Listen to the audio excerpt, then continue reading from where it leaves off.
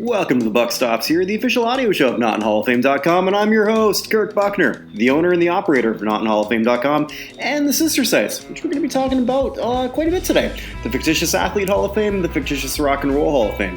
Hopefully you'll be checking them out pretty soon. It's Season 1, Episode 42 of the Hall of Fame show, and Evan, Nolan, and I, we've got a few things to talk about. Hey, we always do. Charley Pride received a huge honor, or he's about to. He's going to be inducted again into the Country Music Hall of Fame. It's a great Hall of Fame that does a fantastic job with all of their inductees. And he's receiving a Special Legends Award. And when we get into that, you'll see why it's such a really, really big deal for that. The big main event that we're looking at today is the Fictitious Athlete Hall and the Fictitious Rock and Roll Hall of Fame. Like they sound, it's a creation that I've come up with a few years ago. And it's to honor all the athletes that don't technically exist. Okay, they don't exist. You know, the Rocky Balboas of the world do the same thing in rock and roll. You know, the Blues Brothers of the world. Well, it's time to announce the finalists of both of those, and hopefully in about a week's time, you'll be out there voting for them. Thanks so much, and without further ado, let's bring in Evan. Mr. Evan Nolan, how goes everything in the windy city of Chicago, Illinois? It goes pretty well. There is a 5-1 football team somehow in this town. I don't quite understand it. It's probably the worst 5-1 football team I have ever seen, but 5-1 they are. So I'd be very happy if my Saints were 5-1, but that's just. It'd be impossible for my Patriots to be 5-1 because we've only played 5 games. So, and we played last week like we hadn't practiced in 3 weeks. So. Very nice, very nice. But yeah, we always lose. We always lose what I call the league charter game. It was like, you know, the Broncos and Patriots aren't in the same division, but we play each other way too often for teams that are not in the same division. So there's a time when I was younger in high school and into college where I think we played them every single year, no matter what happened. Because that was a weird thing. Elway and Marino only faced each other twice in their entire careers before they did this thing. But the Patriots and Elway faced the Patriots, I believe, 14 times. Oh, my God. Yeah, so we always have trouble with what I call the league charter game. So anyway. Yeah, so I guess. So what you were going to talk about? Well, we've got it wasn't a big Hall of Fame in terms of the regular Halls of Fame news week, but we're going to have something pretty big that we teased last week. The Fictitious Hall of Fames are going to be announcing officially next week the finalists for both the Rock Hall and the Athletic Hall of Fame. But I think we should take that little trip out to Tennessee first, because I know you wanted to bring up a Lifetime Achievement Award. That's a pretty big deal. And you and I are both in agreement that the Country Music Hall of Fame does a phenomenal job overall. No, absolutely, they do. Country Music Hall, again, I'm a white dude, but I'm not that type of white dude. I'm not someone who listens to a ton of country. I do like rebel country, but as I always say, She Thinks My Tractor's Sexy country is not something I'm interested in. But something I am interested in, they have the Willie Nelson Lifetime Achievement Award, which they haven't had very many times. I believe that this is let me just double check this before I say it out loud. So it's created in 2012, and they've only given it out 6 times, or 1, 2, 3, 4, 5 times previously. So it's the Lifetime Achievement Award in country music is called the Willie Nelson Award because Willie Nelson was the first person to receive it. But it's gone to Willie Nelson, Kenny Rogers, Johnny Cash, Dolly Parton, and Chris Christopherson. And now the 6th person to receive it is Charley Pride, which is incredibly well-deserved. Kiss an angel good morning. That's not how he would have sang it, but I know that's one of his big hits. Yeah. So in case people who don't know who Charley Pride is essentially the trailblazer in country music for African American. He was the first African American member of the Grand Ole Opry. I believe there's still only 3, and I think Darius Rucker is one of them. He was the first back-to-back winner of Country Musician of the Year back in 71-72. He's the first black member of the Country Music Hall of Fame. He's the first black person to host he served as co-host. He and I can't remember who it was, served as co-host in 1975 Country Music Award. But literally, if there was something that could be broken in terms of a ceiling in country music for African American men, Charley Pride broke it. And I think it's pretty cool. He's 86 years old. He still performs. And I think it's pretty cool that the Country Music Hall thought that this was the right time to honor him. And I can't think of a more deserving person, to be honest. I'm just looking at his overall peak performances. And, God, it feels like we always sort of like bring race into these conversations. And I look forward to a week when we don't do that, just because it's not a relevant topic. But when you think of country music, obviously you don't think of, let's just paint a wide brush, non-white people.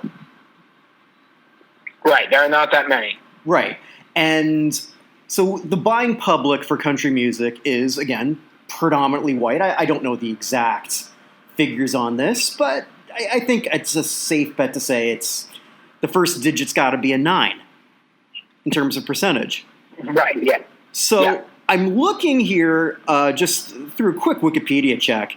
Just his album sales alone are huge. So he's had a multitude of number one albums. Mm-hmm. So like just in the 70s alone. So his first number one album, 67. Oh my God, 1967. So then another one, two in 1970, two in 1971, two in 1972, another one in 1973, another one in 1980, and that was his last one. But my God, that is incredible. Yeah, and I just counted up. He has 29 number one singles in country music. Country music, like once you really hit it big, they take care of you. Yeah. So he had 6 singles in a row, starting with All I Have to Offer You Is Me. So All I Have to Offer You Is Me, I'm So Afraid of Losing You Again. Is anyone going to San Antone? Wonder if I could live there anymore. I can't believe that you stopped loving me, and I'd rather love you. 6 in a row that went to number 1. Mm-hmm. So this is not a token award, and I'm not trying to trying to make a pun here in any capacity. This is a very well-deserved award for a colossally successful performer. Yep. Who happens to be African American. Absolutely. But it's also notable. But he's also notable for the fact that he stands out so much in a very white crowd. Mm-hmm. The fact that he's African American shouldn't matter, but for that. And if you ask him, that's exactly what he'll tell you. I mean, in interviews I've seen him, he always wanted to let the music stand on its own. He always sort of downplayed his the fact that he's a trailblazer.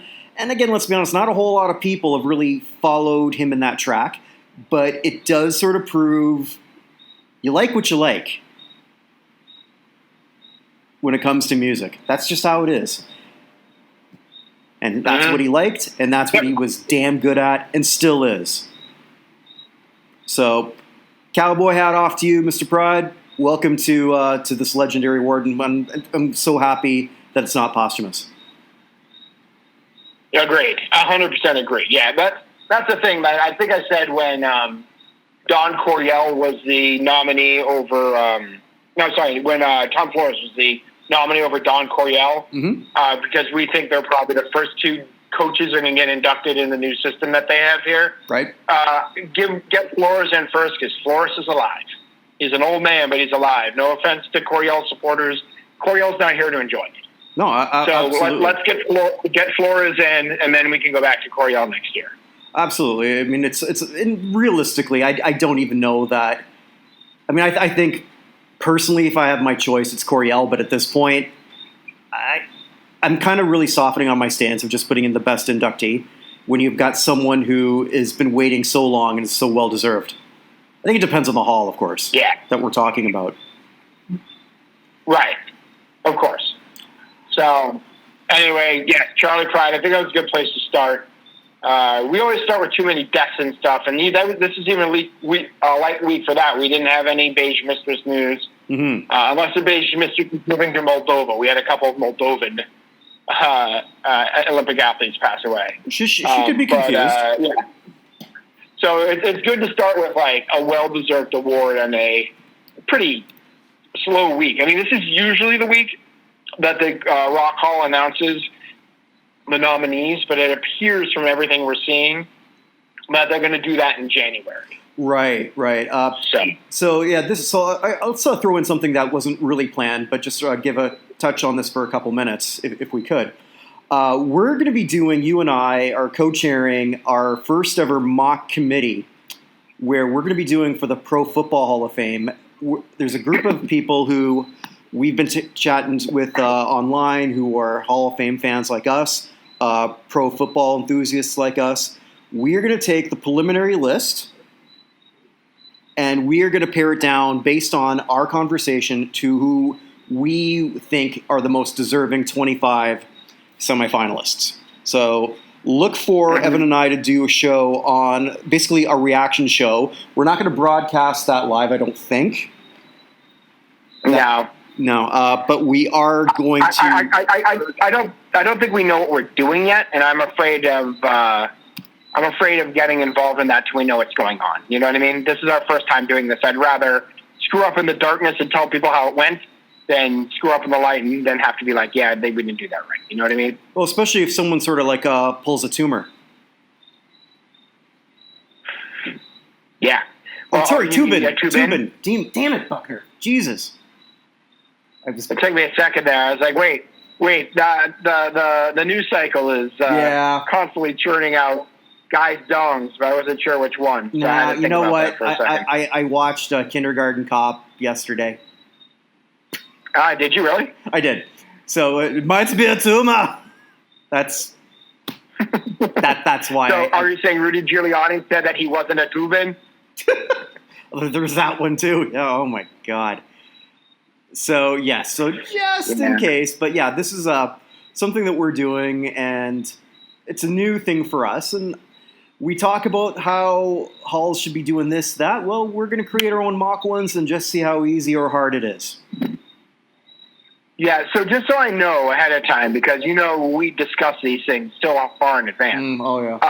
Are we going to be sending in a list of who we think should be in first, or like cut down the list because there's like 100 and. Yeah, okay. yeah. So basically, what I'm going to do is because you haven't told me that. yeah, no. So basically, what's going to happen is I'll be sending out something to all the participants ahead of time, and from that, each one is going to pick their 25 people. Oh, 25. Okay. Yeah, because that's going to be hard. It is, but this way, if they're all unanimous, and it looks like it's going to be between 6 or 8 of us. In that, I mean, ideally, I'd like it to be larger, but in the future, it will be. Yeah. So, if any, something like that, right? So let's just say hypothetically, we'll just say 8.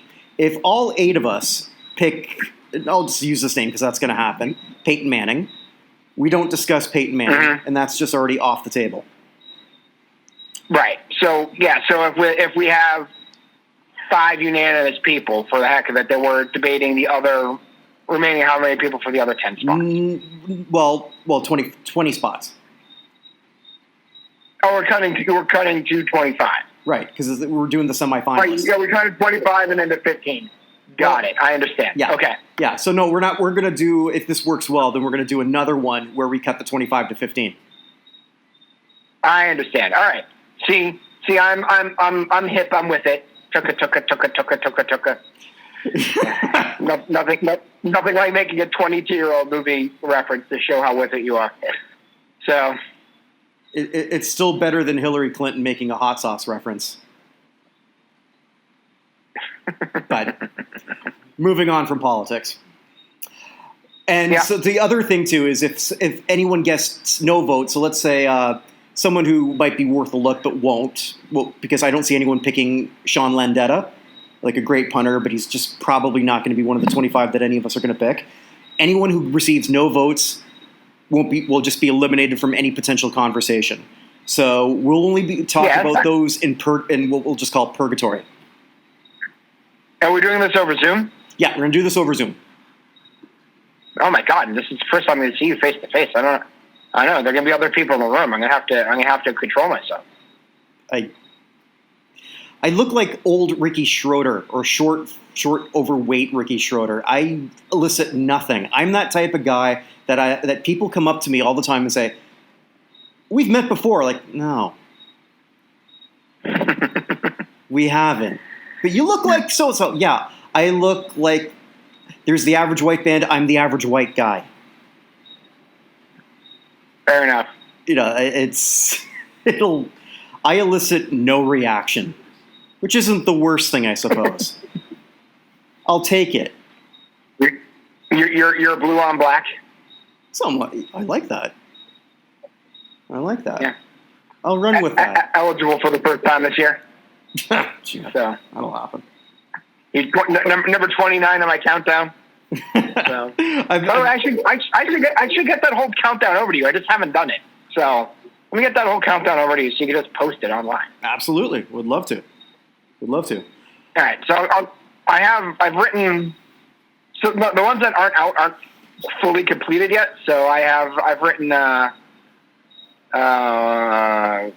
through number 15. So number 14 is the Deftones, which I'll finish up tonight and put out. And then 13 is a band which I can't put any higher, but I really want to, Costner.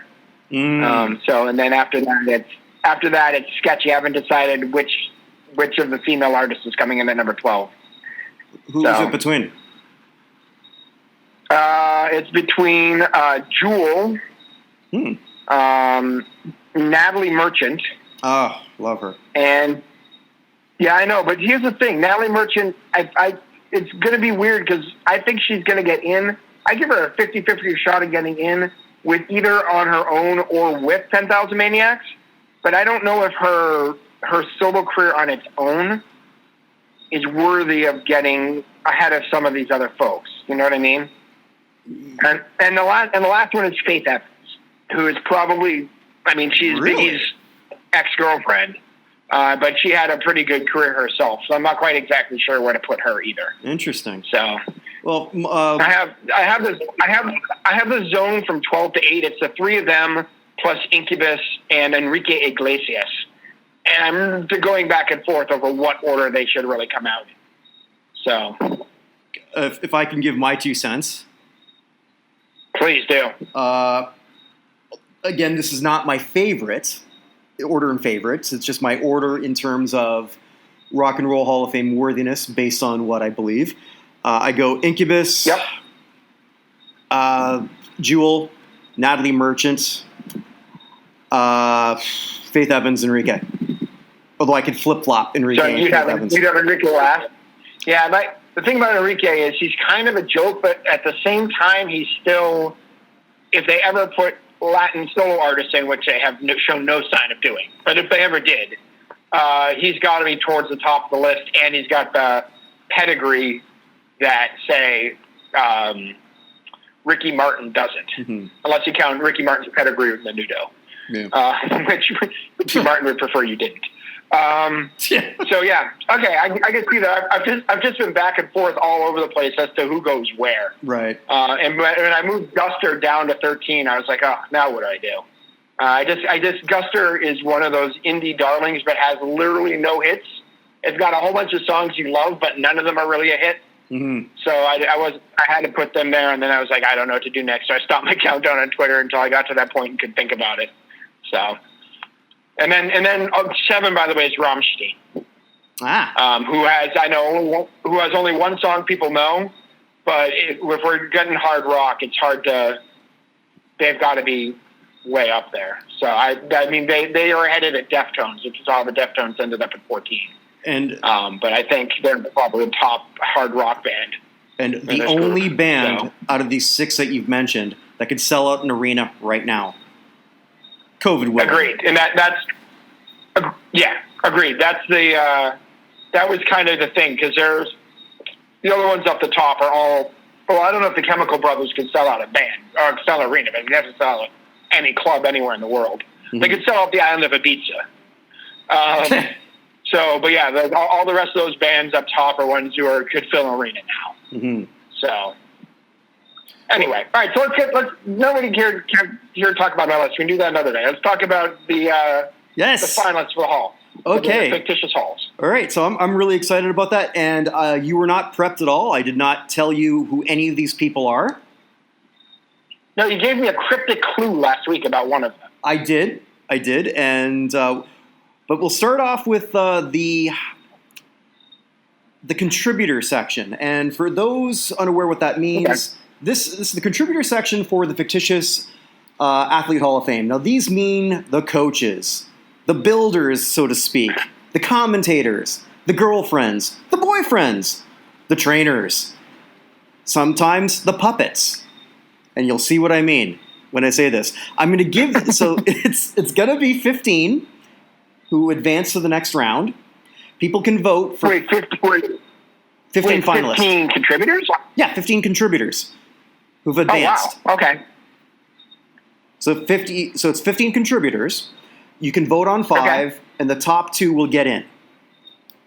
Got it. If you think that your favorite is missing, chances are they're already in. Mm-hmm. Or, for whatever reason, you people didn't vote for them. Which also happens. That's also happened a lot. So I'm going to go in order of least to most in terms of the votes. Sorry, I just looked up Fictitious Athlete Hall of Fame for a second. Mm-hmm. Do you realize you have a Wikipedia entry about this? I do. How did I not know this? This is fantastic. Yeah, it even says name, founder, me. If you click on it, nothing comes up, which might be a sex joke somewhere. Ba-dum-bum. Wow, I just didn't realize. I didn't realize you made Wikipedia. I did. When I finished third on Jeopardy, my friends tried making me a Wikipedia page and got deleted immediately. Oh. So there's nothing for the Fictitious Rock Hall though. Oh, maybe one day. Okay, continue. All right, so the one sort of entering 15th. Oh, I should also mention that all previous votes are wiped out. So just because someone might have finished 15th in the voting in the next round doesn't mean that they can't advance all the way through. These things have happened before. Or usually it goes the other way, where somebody just destroys everyone else in the rounds leading up, and then they don't get through. All right, so this is the contributors, correct? Right, the contributors. Okay. All right, so almost perfect, because we talked about this last week. From the Field of Dreams, Kevin Costner as Ray Kinsella. Okay, worthy. Mm-hmm. I'm in on that. He built it, and now, unfortunately, our baseball Hall of Famers are coming too fast, but got it. Yep, so you can vote for Kevin Costner, who's already in as Bull Durham, a member of the first class. Mm-hmm. Finally, a finalist. Someone who I will personally be voting for, and again, my vote is equal to Evan's vote, which is equal to all of your votes. I can only vote once, so I can't vote often, just once. And that's the White Shadow, Ken Reeves, head coach at Carver High. The White Shadow is it's a show I know Bill Simmons talks about a lot, which is where I first really paid attention. I went back and watched it afterwards because I didn't watch it growing up. But that's a great show. Phenomenal and Ken Reeves is definitely worthy of consideration. Yeah, no one from that show has gotten in. No one's even really come close. This is the closest. I'm going to use my Claude Frollo influence. Actually, you want to explain that one for people who don't know what the hell I'm talking about? That your influence. All right, so Claude Frollo I did a tournament earlier this year in March. I tend to do tournaments on random things for people who don't necessarily care about the NCAA tournament. Particularly, we didn't have one this year, but I did the villains in Disney history, and you were convinced I swayed the vote in honor of Claude Frollo, which I probably did. Because Claude Frollo, say what you will about all the bad guys at Disney, you might like Ursula, you might like, Maleficent, any of those people. Claude Frollo was the only one who was actively advocating genocide. Yeah, and it was a number 3 seed.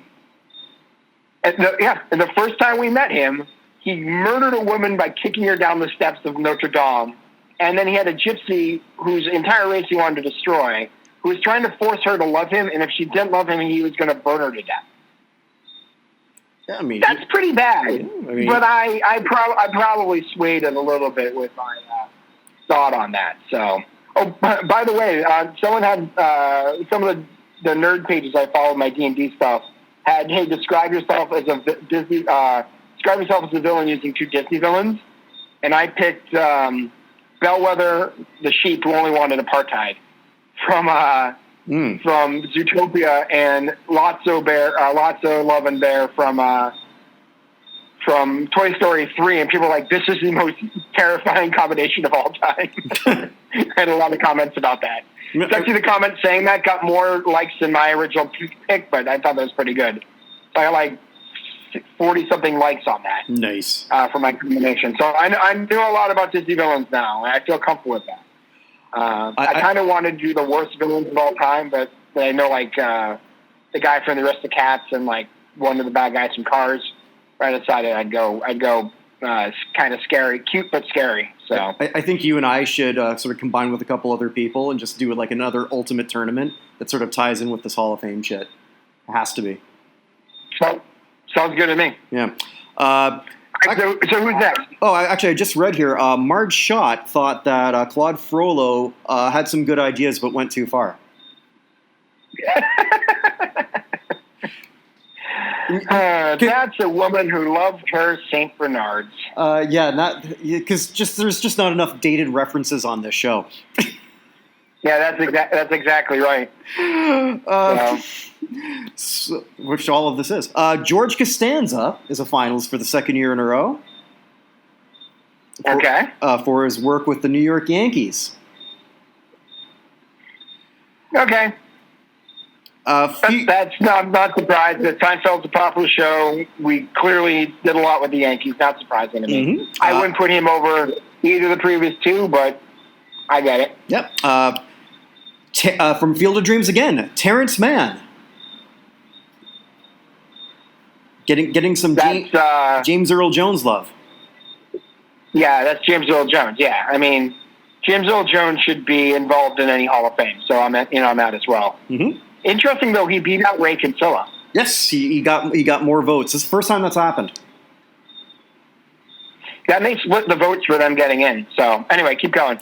From The Longest Yard, but 2005, because you can vote for both versions. The Caretaker, Chris Rock. Okay. I think that's just Chris Rock love.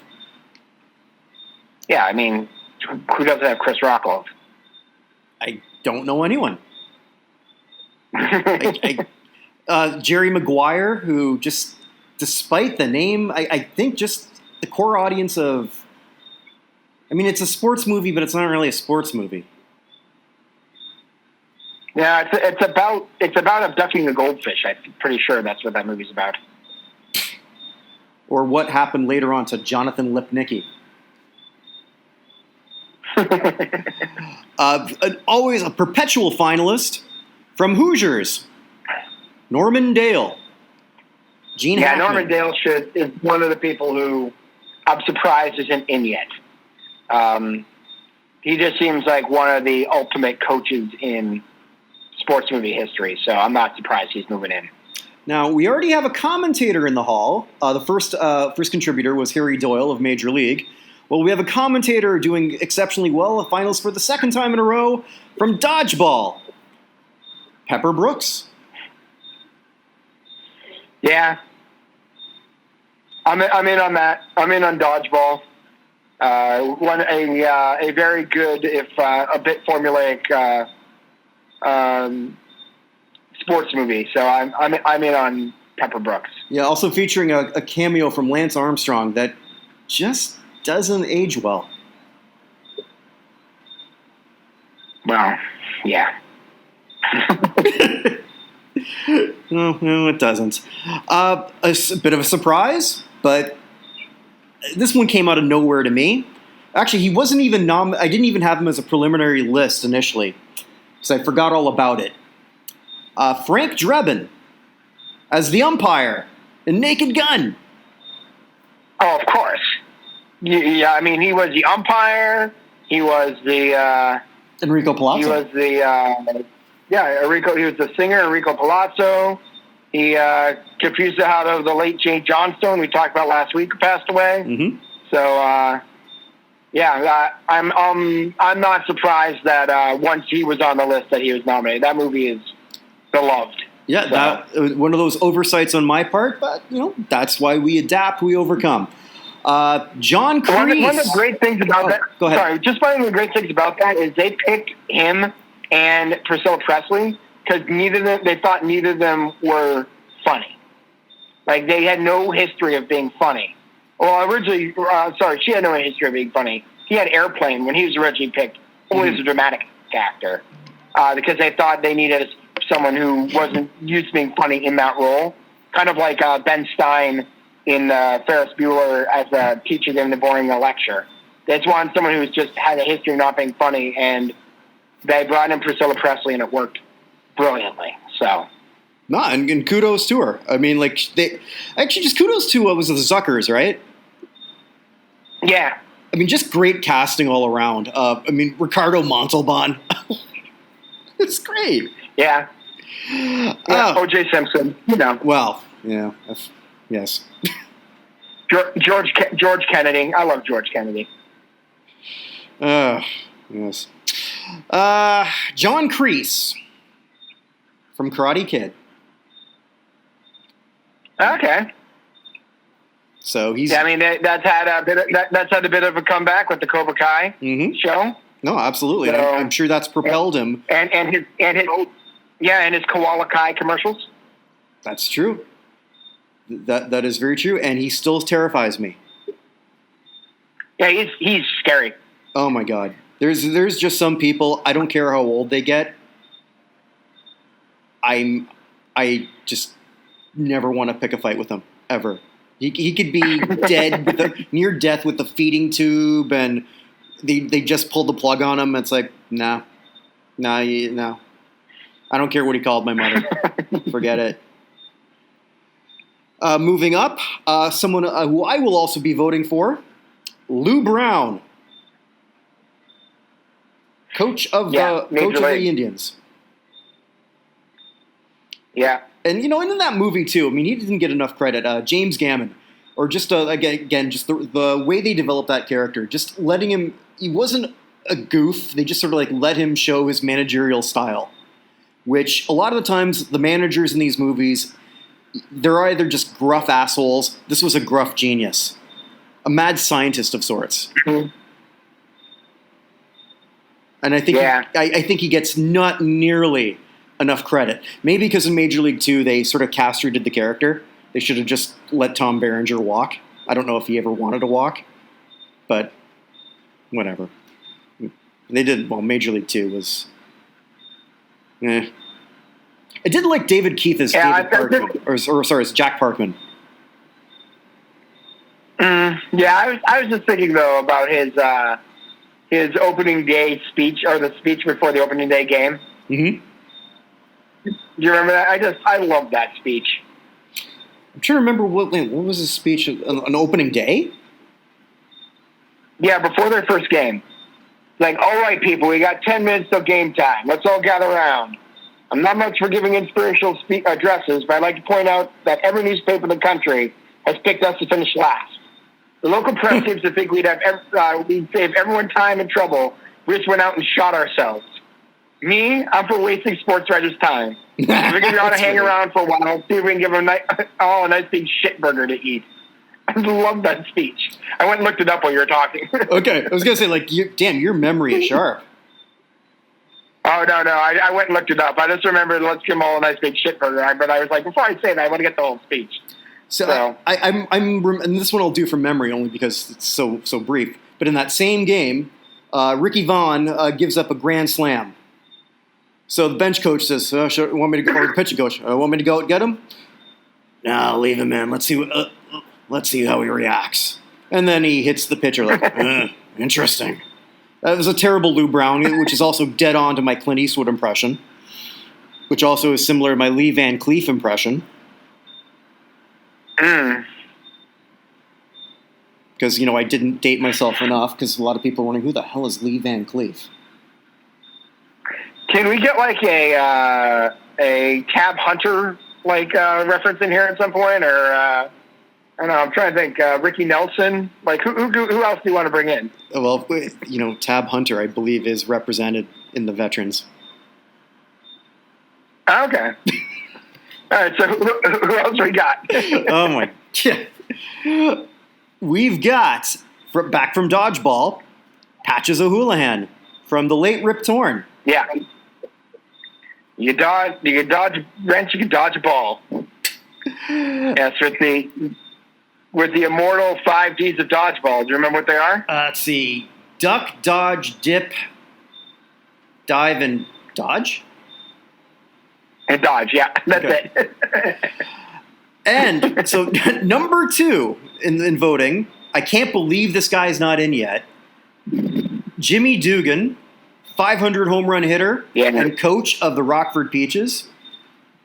Hanks is just he's fantastic in virtually everything, even when the movie's not fantastic.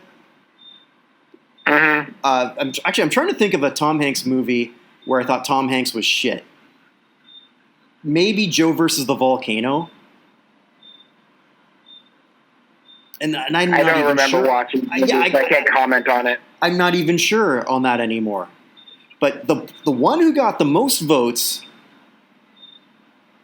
again, people, I don't know what the hell you guys are smoking, but you voted for a puppet.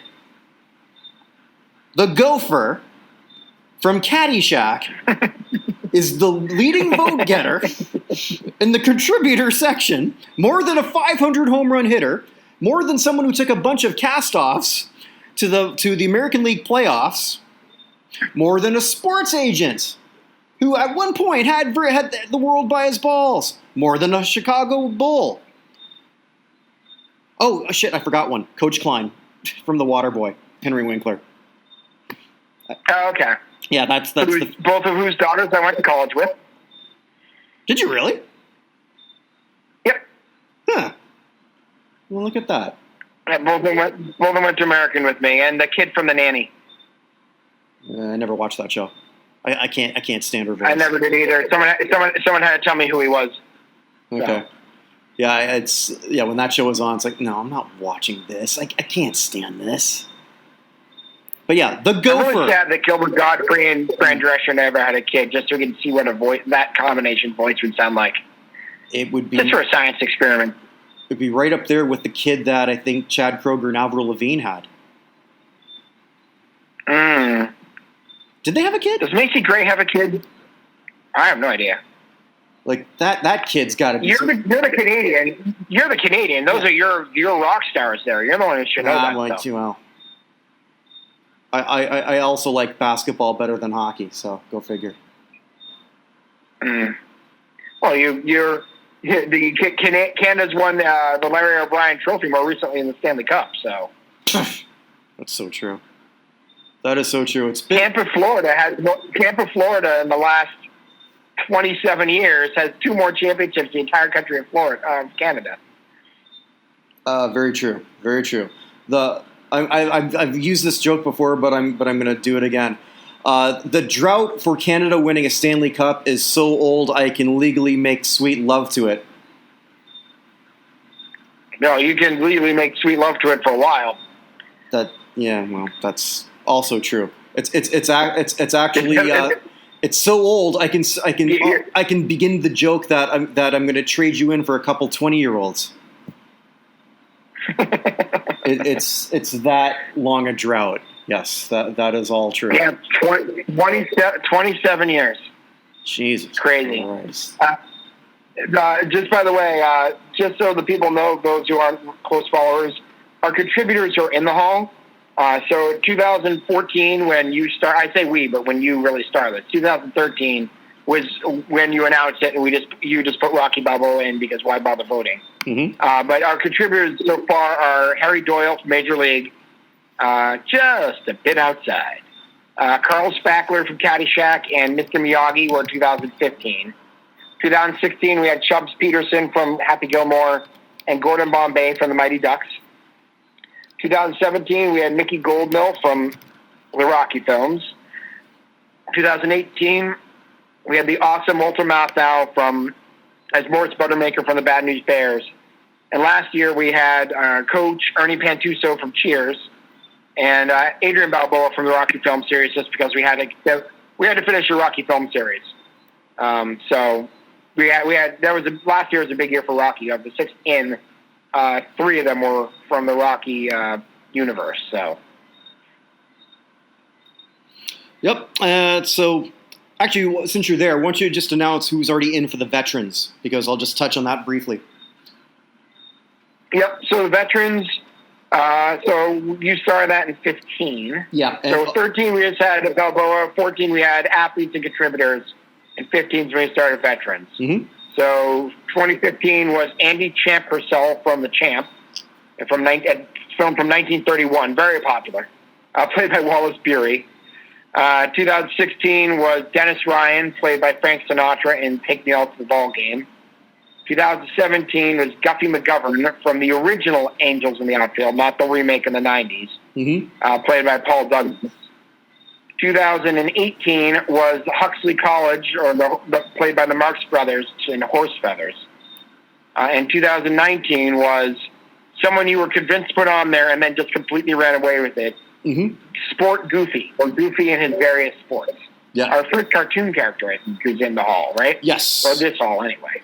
Yes, and that was a suggestion from Theodore Hildebrandt, our fine webmaster, who was right, and I should have had him all along. And the veterans are just anyone who appears in either film or television before 1970.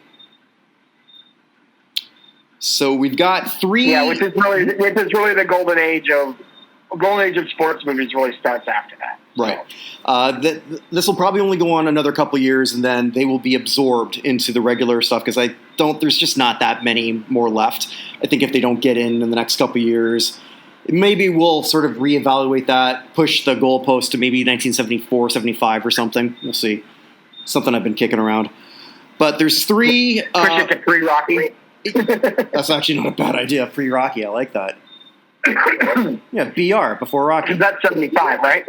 76. Isn't Rocky 75 or 76? Okay, there you go. Push to 75.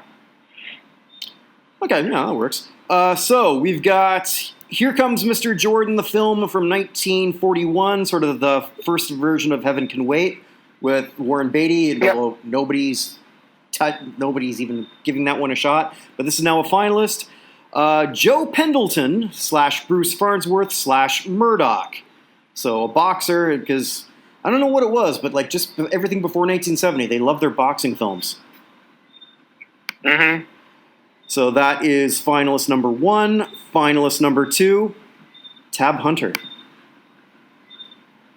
Wow. Yeah, from Damn Yankees. I was asking for a Tab Hunter reference, and you delivered. That's impressive. It's kind of like when Chris Griffin sort of like got really uncomfortable chairs. So you take care of the family. I promised changes and I delivered. And I delivered. Yes, actually a pretty good film.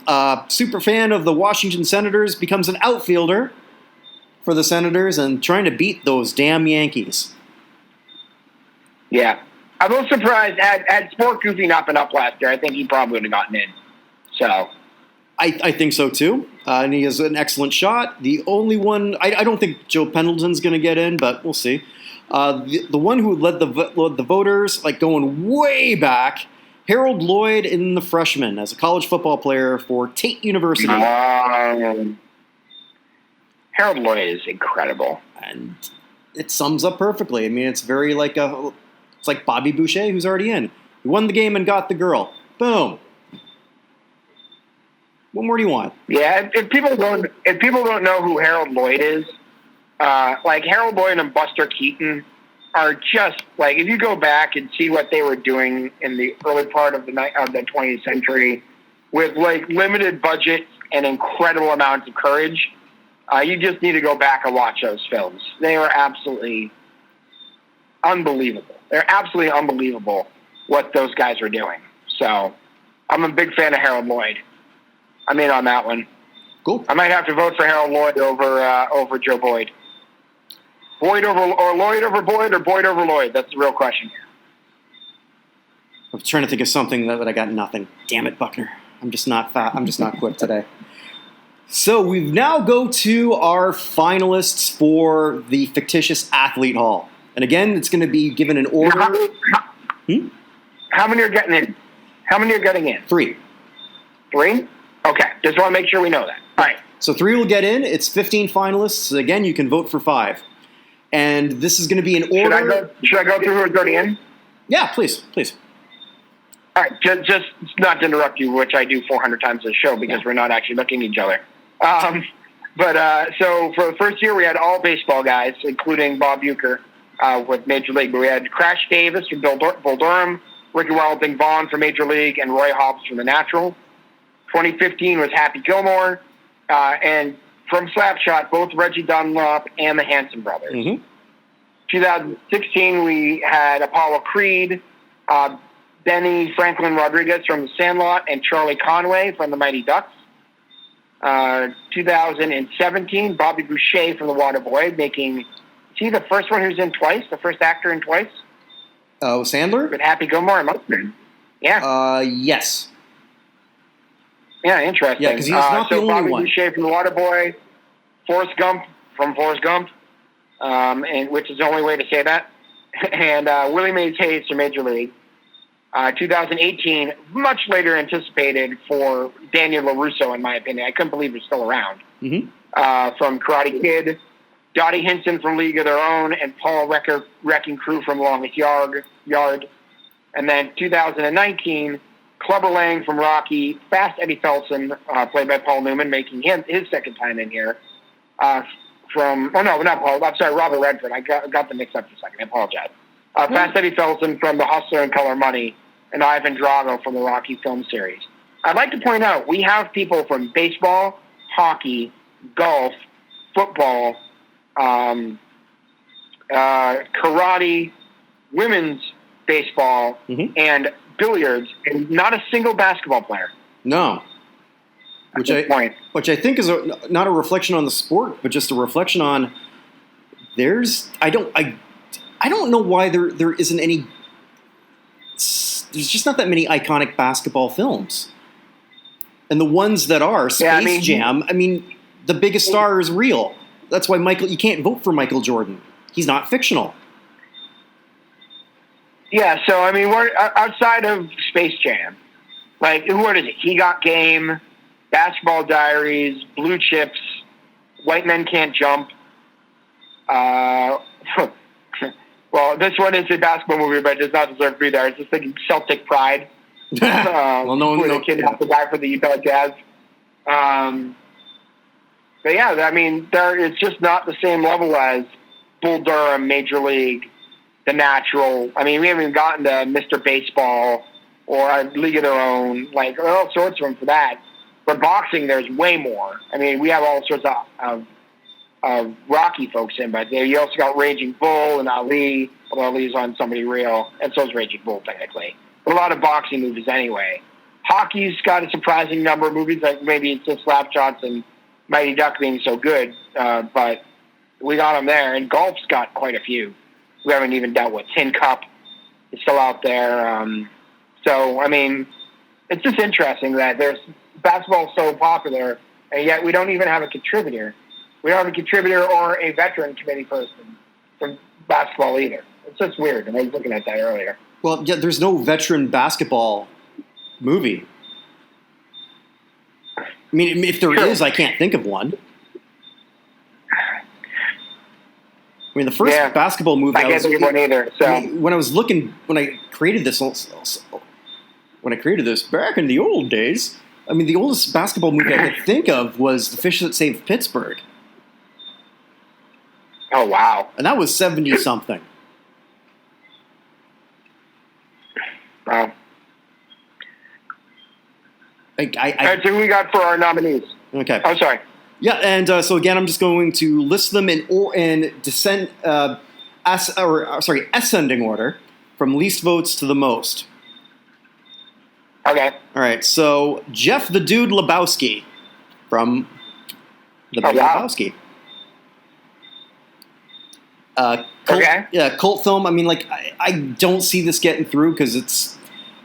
I mean, when people are voting for him, I don't think they're voting because of his bowling prowess. But you vote however you want. They vote because the dude abides, my friend. Absolutely. Lightning McQueen from Cars. As I said, there are actually a lot of car racing movies too. Not just Cars, but like Days of Thunder and a few others. Well, Cole Trickle never came close, but this one is Ricky Bobby. See how you segued me perfectly? There we go. Yeah. All right. By the way, how many nominees are there? How many do you have? 15. 15 again. Okay. Yeah. All right. Shane Falco from The Replacements. Okay. Yep. Yeah, it's oh my God, what's his name? Bill. Keanu Reeves. Keanu Reeves. Like, his name is right out of my head. Okay. Actually, but I can see that one. But before I continue, though, I just want to do my Keanu Reeves impression from that movie. Okay. I read Blitz. That's it. That's my impression. Well done. Thank you. Appreciate that. A multi-sport athlete, and I'm pretty sure this is his first time as a finalist. We have a golden retriever, Bud. Oh, God. He is. If our first basketball player to get in is Bud, I'm not sure what I'm going to do. I was just thinking that could very well be basketball's first representative, which... And soccer. Uh-huh. And whatever other ones. Okay. Yeah. I am not pro Bud, but go ahead. I'm not either. Kevin Costner again in a very underrated film, but I guess obviously not because he's here, is Billy Chapel for Love of the Game. I actually love Costner in this movie. Yeah. Love of the Game is an underrated movie. I have no problem with that whatsoever. Again, I'll rag on why he's here, but I know why he's voted on. From Enter the Dragon, Lee. Bruce Lee as Lee, which was really hard for him as an actor to portray that. In, again, the world's most disorganized martial arts tournament. Understood, but it's still Bruce Lee. It's still Bruce Lee. And it's still awesome, even though this tournament made absolutely no sense. There was not even a bracket. There was nothing. We didn't even see anyone go up against anyone twice. Stupid, but it didn't matter. All his movie plots were stupid. And yet, I watched every one of his movies 1,000 times. Of course. Because he's Bruce Lee. Absolutely, because he's Bruce Lee. I'll segue to another one of my favorite actors, Bill Murray, Big Ern, Ernie McCracken, Kingpin. Could be. Yeah, the first bowling person, that's possible. Well, not just that. Bill Murray could be a double inductee. Oh, true. Carl Spackler. Oh, yeah, and that's not someone you'd really think. Think of this.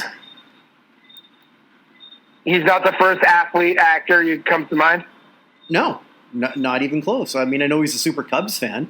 I know he loves to play golf. I know he's always in those pro-ams. He still does the pro-ams, right? I think.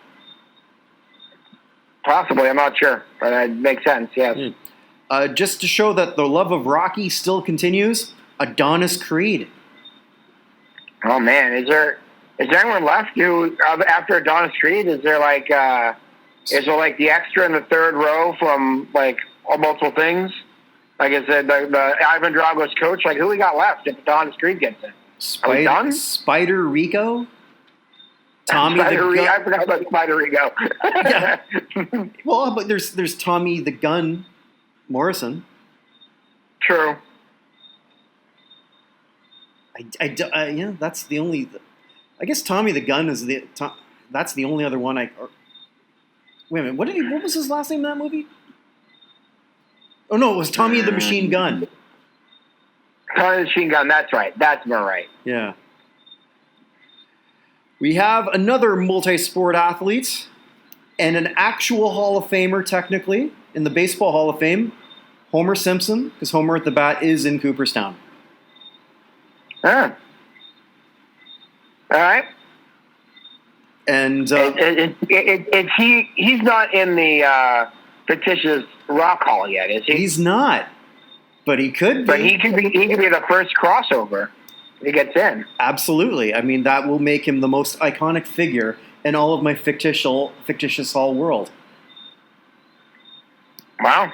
Yeah. Which then would sort of then cross-pollinate everything in the Tommy Westfall universe, if you know what that is. I do not know what the Tommy Westfall universe is. All right, here's another segue nobody wanted. Did you ever see the show St. Elsewhere? Yes. Okay. So, it took place at Boston, so we were required by law to watch it. Okay. So the finale was where it revealed that the entire show was Dr. Inside Westfall. us, Right. And just through the mind of an autistic kid. Well, since St. Elsewhere characters appeared on Cheers in an episode, and there was a crossover character from The White Shadow, and then you got Frasier, then somebody did this whole thing that he linked about 200 shows all through the mind of Tommy Westfall. So, since Ken Reeves is now a finalist, let's say he gets in, and then Homer gets in. Is now Homer Simpson a member of the Tommy Westfall universe? And this has all been imagined by him, and we don't actually exist. We're in that snow globe. All right, so you're Elon Musk. I get it. All right, go ahead. Or that. So we've got 3 left, and the top 3 are going to... 2 are going to surprise you, because it surprised the hell out of me. The third highest votes, not because this woman isn't deserving, just because she's never climbed this high before. All the way May. May Mortavito. Yeah, I voted for her. I'm stunned, actually. There's not really a big push on Madonna. I did not. I mean, I like this character. I love this character. I just didn't see this getting the third most amount of votes. Yeah, I'm surprised at that, but yeah, I'm not surprised. That movie is pretty well loved. We've already got Donnie Henson in as the only woman in the hall yet at the moment. So moving to All the Way May is probably the next step. So we move on from that. Oh, sorry, I forgot one. The 4th highest. From Caddyshack, Al Cervic. I was wondering where he was. I figured he was up there. Yeah. So I missed on that one. Number 2. We could have an all Caddyshack with Gopher and Al Cervic ending in. It could be. It could very well be. Number 2 in voting. No shock here. Missed out twice to enter the hall. Has never not been a finalist. Has never not finished in the top 5 overall. Al Bundy. Yeah, I've never voted for him once. Yep. And so here was my cryptic comment last week. The runaway vote getter by a wide margin, who has never been a finalist before, has always been on the ballot, and I said this would not have happened 6 months ago. In fact, this would not have happened 3 months ago. Who do you think it is? I'm looking through who we have here. remaining. Mm-hmm.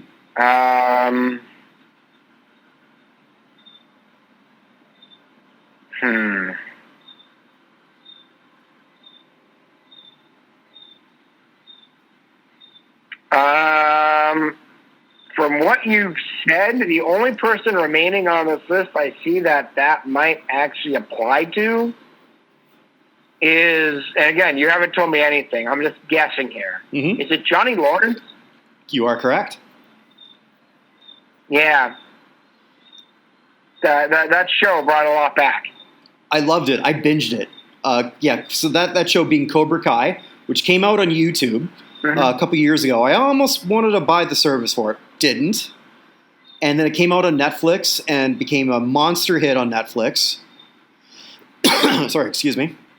And, using a wrestling term, he did a face turn. He's now kind of a good guy. He's a complicated character. He's the best part of that show, and it's not even close. Well, you know where he did the face turn. He didn't do the face turn in that show. You know where he did that face turn originally. I believe there was a video, Sweep the Leg Johnny. Nope. Oh. More recent than that. More recent than that?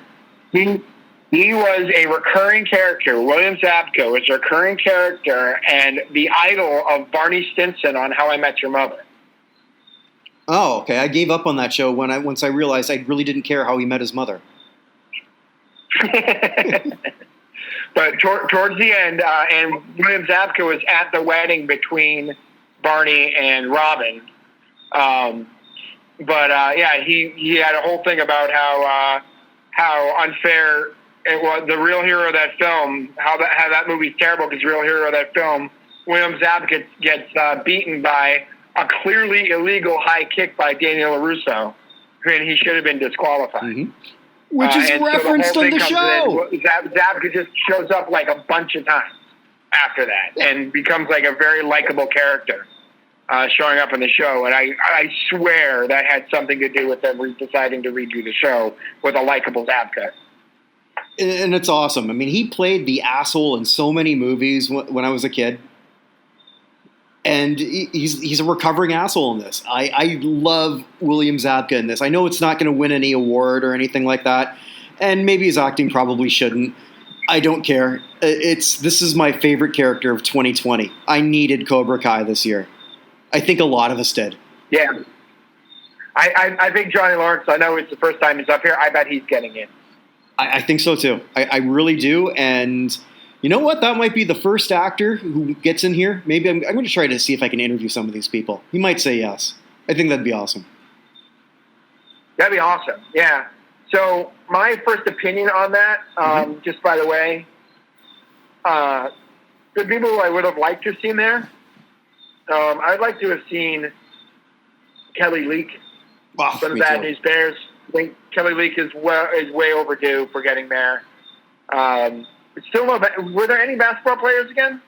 I don't think so, right? Jesus Shuttleworth was a semifinalist. I'm pretty sure. You didn't bring up Jesus Shuttlesworth. Oh, sorry. I thought you meant the semifinalists. No, there was no No, Bud. He's it. Yeah, He's Bud. Oh my God.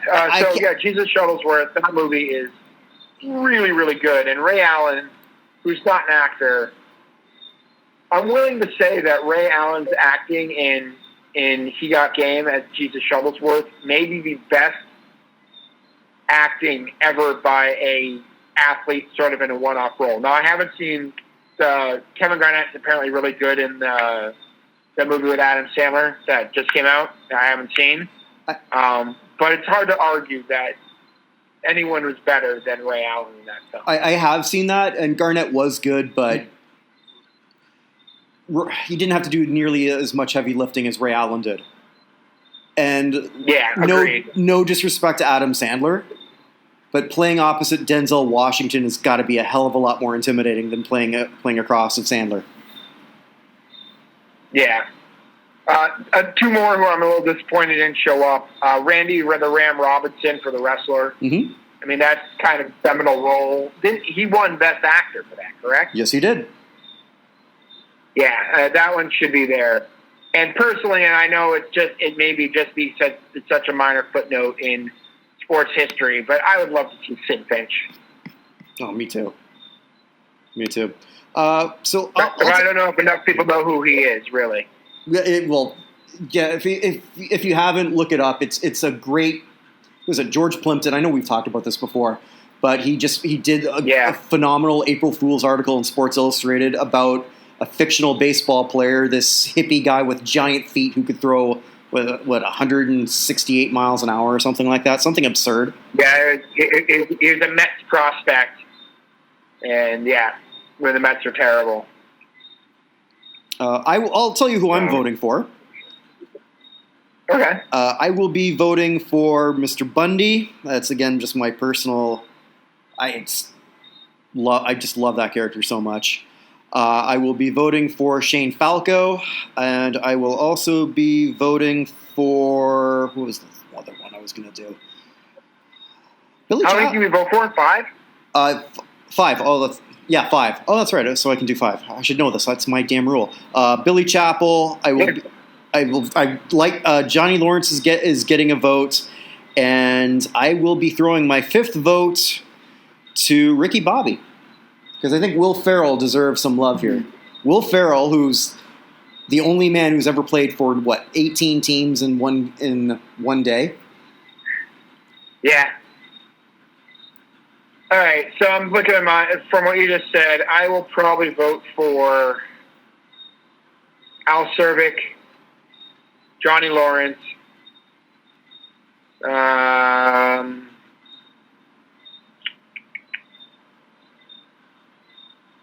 Big Earn, and things are subject to change here. Lee, I know that movie's terrible, but Bruce Lee needs to be in somehow. Mm-hmm. And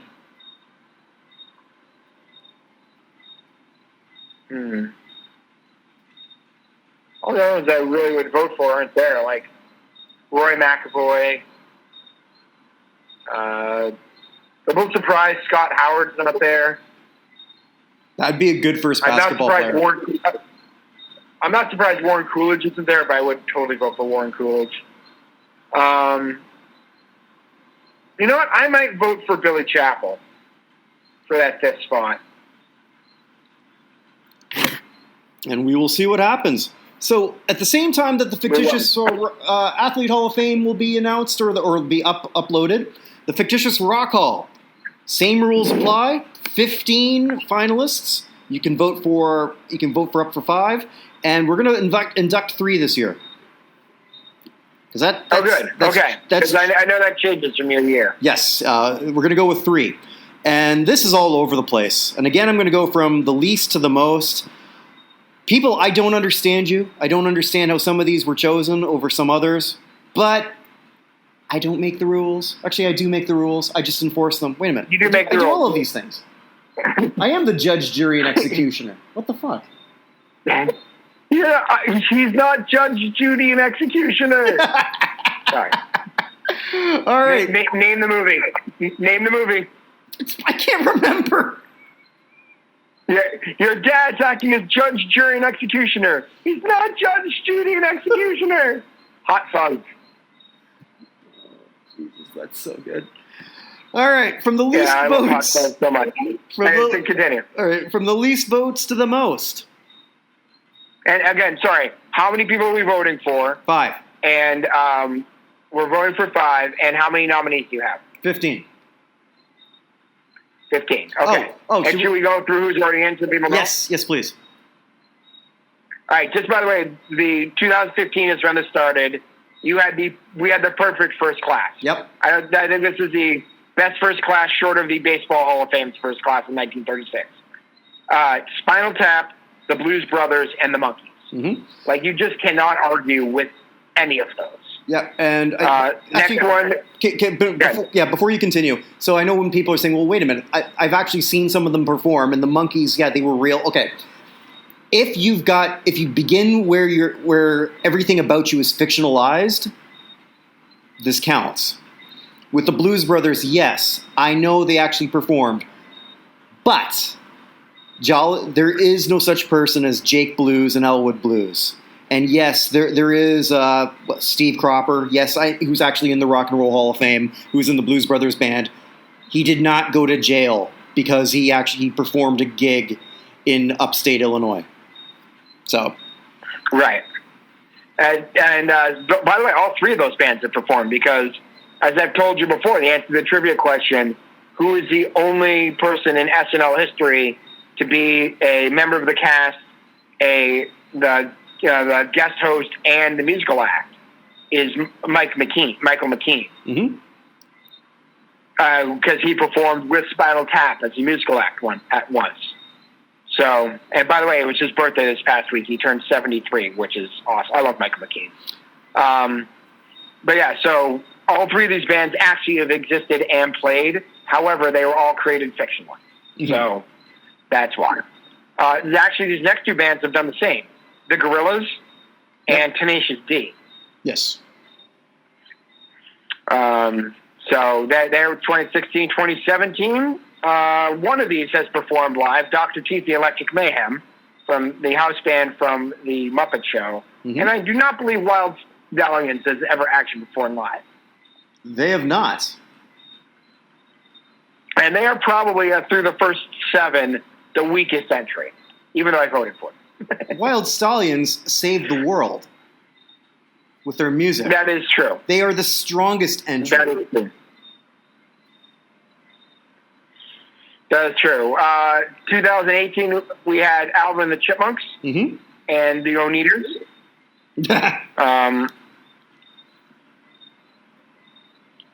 So that was a pretty good class of 2018. 2019, we went back to 3 for the first time in a while. We'll go with Stillwater, deserving to be there. Otis Day and the Nights, I'm in on that. And probably the only one worse than Wild Stallions in so far, the very popular Bleeding Gums Murphy. Who, along with Dr. Marvin Monroe, was not popular. Yeah. I left that there on the key for you, and I waited for you to come up with the line. Thank you. I appreciate that.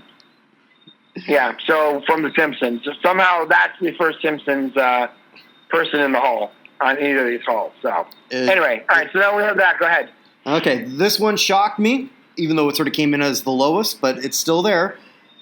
A defunct character, a defunct puppet. It's long gone, but not forgotten. The singer-songwriter, Don Music. Don Music, yes. The very frustrated Sesame Street character who they eliminated because they're worried that kids are going to beat themselves up if they didn't do things perfectly. Mm-hmm. They were right because I did that. Writer of such hits as Mary Had a Little Lamb and Twinkle, Twinkle, Little Star, if you could only get through the first line. I believe, didn't Mary have a bicycle? Why do I remember this? Mary did have a bicycle at one point, I believe, yes. And it had a flat tire! I think that's how it went. I'm going to be YouTubing this after. Right when I should be going back to sort of like watching the football game that I have on pause and the debate that I don't know why I'm watching, I'm going to forego all of that so that I know the exact lyrics of what Don Music tried to get about Mary and her bicycle. Jesus Christ, Buchner. All right, moving on from that. A first-time finalist. I don't know where this one's coming from. Great musician, someone who's got a claim to be played by someone who actually has an outside claim to be in the Rock and Roll Hall of Fame. Susie Quattro as Leather Tuscadero. Ooh. I'm not aware of any Happy Days nostalgia happening. Do the Fonzie was terrible. But, hey. The Weezer video was good, though. Yeah, but I mean, that was what came out in 1994? Oh, man, we're old. I mean, Weezer is eligible for the Rock Hall, aren't they? Or is that next year? They are. They're eligible last year. Eligible last year. I should know this because I have them ranked. Jesus. Again, Buchner. I'm not even drinking. What's wrong with me? I am. I'm still working on that bottle of VO, so. Nice. So, yeah, she's here, and hey, it all works. All right. All right. From Return of the Jedi, the Max Rebo Band. Yeah. Oh, that was the Max Rebo Band. Mm-hmm. Oh, I was thinking it was going the other way. What are I thought it was Figuring Dawn and the Modal Nodes. I'll skip ahead. They're also nominated. Oh, okay. So they've all. Right. So they were number 7 in voting. Max Rebo number 13. Who was the better band? Who? I think it depends who got the first shot. Sorry. I don't know. I mean, the Max Rebo Band has the more remarkable member, right? That, I don't know, is it an elephant? Is it like, I don't know, whatever that thing was playing the keyboard? Mm-hmm. That character was much more noticeable than anyone in Figuring Dawn and the Modal Nodes. My guess is I mean, you said they were 7th versus 13th, so my guess is that those guys are more likely to get over the line. Well, Figuring Dan, I think, will. They've always sort of charted better, like they're on Billboard. But I think overall, if there was like an actual discography of these fictional bands, I would say, wouldn't the Max Rebo Band be far more diverse with the amount of musicians that they have? And you know, they bring in some women, you know, to sort of like get some funk. They got like they have, it seems like they have guest stars, they have dancers, whereas, you know, with Figured Dan, it just seems like they've got one style, they got it down. But interesting. No, I just realized something after watching Return of the Jedi like a cajillion times. Shit, the Max Rebo Band died. I guess they did. What the hell did they do? I mean, I guess that's, you know, they just. I'm gonna reference Clerks. You know that you've seen that, right? Of course. Okay, so that one scene where was Randall Graves. So he's watching Return of the Jedi again, and something was bothering him. Like, you know, there's all these workers on the new Death Star, and then an actual construction worker says, "No, you know what? They knew the risk going in." Mm-hmm. I guess that's the Max Rebo Band. Yeah, that's actually one of the things I appreciated about Wally. Is the short they had afterwards with Bernie. Did you ever see Wally with the Bernie short? I haven't, no. So there's the short afterwards as to while all of Wally's going on, what everybody else is doing, and there's like a little soldering robot who there's a lamp on one of the lights on the outside goes out, and he's trying to fix it, and like all the things that go in the movie screw up his ability to fix this light, and he finally fixes it when the ship starts going to lights into hyperspace in order to get back to Earth. And I just appreciate it because it made me feel like, what was actually going on the Death Star? Well, the rest of the story is going on, right? It's kind of what happened with the Bernie short.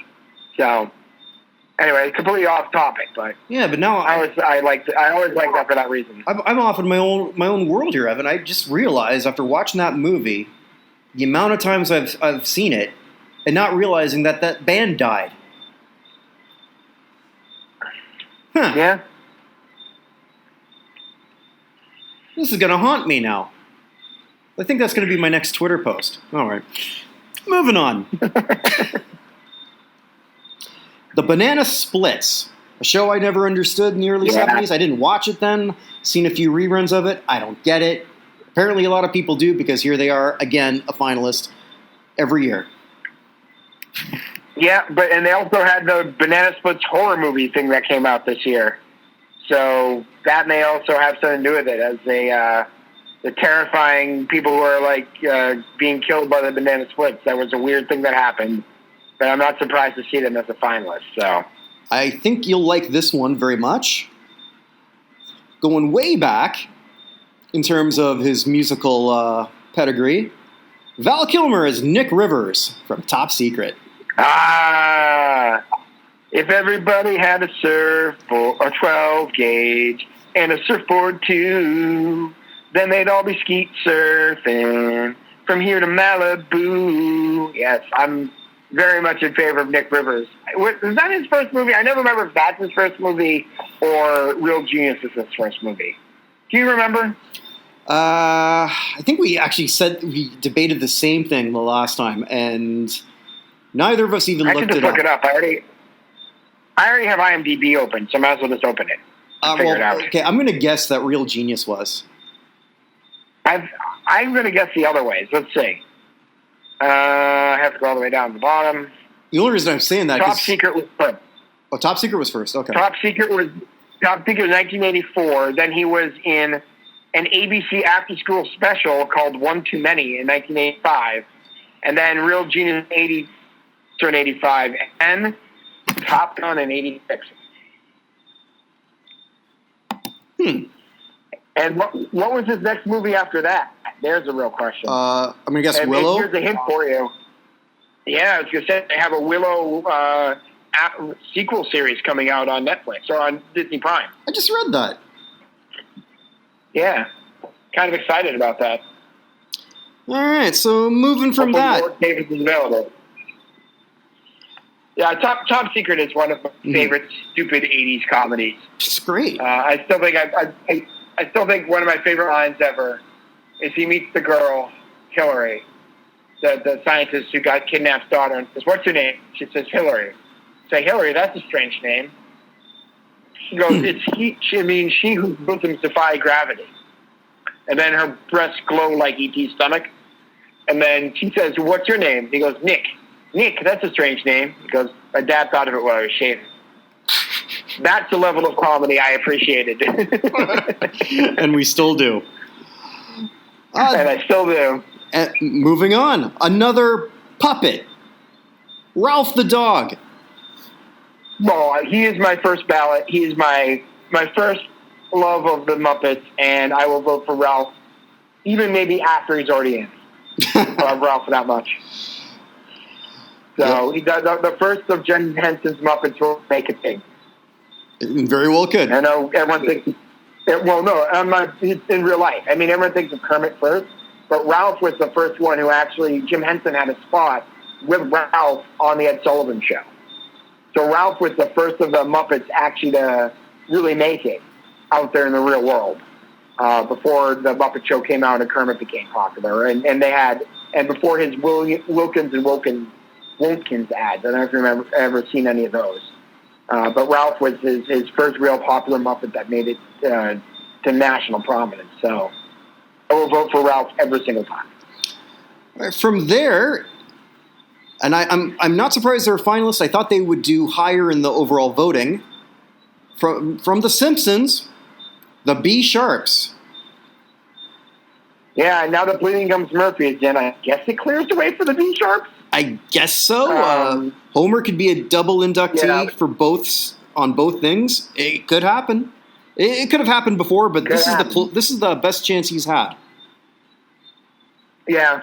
I mean, of all the groups of The Simpsons, this is probably the best chance. So I'm in favor of that. Except for what was her name? Lorene Love.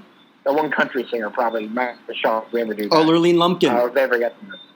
Lurleen Lumpkin, thank you. I can remember her name. Yeah, you're thinking of Darlene Love. No. Yes. So, all right, who else we got? All right, we've got the Soggy Bottom Boys. Brother, Where Art Thou? Yep. And from there, we've got Marvin, Barry, and the Starlighters. Okay. Because if we're to believe fictional history, it turns out it's Marty McFly that's really responsible for the real birth of rock and roll. Who knew? Yeah, probably of all the things in that movie, in retrospect, it's probably the worst thing in the entire Back to the Future milieu is that he tried to take credit for Chuck Berry. The only thing that I guess could have made it more accurate, just because it was 1955 and Chuck Berry had already been successful. But I can understand that you didn't have a whole lot of African American representation in this film. But if you would have been covering Buddy Holly. Yeah, that would have been better. Just if you want to be... In a movie where he almost has sex with his mom, the fact that stands out is probably not the best sign. So... Well, now I've just had another whoa moment. I'm going to be looking up that, and all my 80s movies are sort of coming back. Like Max Rebo is dead. He's not going to show up on The Mandalorian. I guess not, or it'd be like Fred Rebo. Or maybe you just covered like, hey, it's your cousin Max. Remember that new sound you were looking for? Well, listen to this. Yeah. Well, we know that at least in the Star Wars universe, cloning exists. So I think I have Max Rebo II. You never know. That's true. Or does Mandalorian take place? Well, Mandalorian also takes place before. Does it take place before or after? It's after because the Empire's already. Never mind. Okay, go ahead. Okay, this one surprises me, and maybe because I just don't get this movie, and I'll have to watch it again. Buckaroo Banzai and the Hong Kong Cavaliers. Yeah. It's got a cool name, but I agree. It's a little odd. Particularly, what number is it on the list? This is number 6. Wow, that's really high. I'm shocked. But I haven't seen this movie in, 15, 20 years, so I'm just going to have to rewatch it. Maybe there's just something I'm missing, or maybe it's this, because it's all part of a comic universe that I don't quite that I'm not into. Who has watched that movie in the last 15 or 20 years? Is the question. That's not one of those ones they play on the movie channels. I don't know. It's just strange. Anyway, all right, who else we got? Top 5. All right, a surprise to me. Number 5, Phoebe Buffay. Smelly cat? Mm-hmm. Yeah, the only Friends character that you like. The only Friends character I like, yeah. My opinion of Friends, we could have a whole separate episode on it. But yeah, Phoebe is... I have no trouble with Phoebe getting in. I'd have trouble with anyone else getting into anything. But Phoebe Buffay is the only female character on that show, so... And the final 4 are super strong contenders. And I will be voting for 3 of these 4. Okay. Number 4, and who will be receiving my vote, The School of Rock. Yep, makes sense. It's the only one that spawned various schools of rock around the country. Mm-hmm. None of these other groups have awful. What am I looking? Ecosystem that's actually developed the real world around them. So that's hard to argue with the School of Rock. And it will make Jack Black the first dual inductee. Well, yeah, that's right. He's with Tenacious D. Interesting. Yeah. Okay. Yep. In terms of votes, someone else I'll be voting for. Number 3, Sex Bob-Omb. Ba-bomb. Ba-bomb. Yes. I was hoping that would be one of them. Yeah. That is good choice. That is one that I will be voting for. Not because I like Michael Cera. Frankly, I can't stand him. But I do love this story. I love the story. I love everything sort of about what this film is trying to be. Sometimes it hits, sometimes it doesn't for me. But there's just something about this story I love, Evan. I even though I detest Michael Cera. Well, I've told you about my wife and I have the Eisenberg uncertainty principle. Mm-hmm.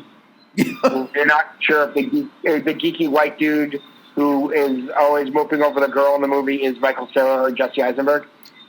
And it's always a girl 3 digits above what they should be able to get. Oh, 100%. And that's saying something, considering one of them was Kristen Stewart. Yeah, but that's why it's so believable when they cast Jesse Eisenberg in The Social Network. Jesse Eisenberg, the actor, all his characters are the exact people who would create a social network to get laid. Although, in real life, Zuckerberg, he was with the same girl that he's still married to. True. Got to be the only. Yeah, anyway. Yeah. But yeah, so number 2, and this makes me so happy because they should have been in a long, long time ago. People, I'm going to use my influence. Whether you take advantage of this or not is up to you. The Ruddles. Please vote for the Ruddles. Yeah, you've talked about them a lot. You've talked about them. Let's get the Ruddles in so we can work on Sing Street. Yeah, who, as I will say, they did not actually do well. That's fine. They weren't even on the list up 2 years ago, and nobody's seen that film except for me. But I love those guys. If I get more people to see that movie, the better off. So. Well, I'm one of those people who saw it because of you. So as soon as that was on Netflix, I did see that. And did you enjoy it? Yeah, very much so.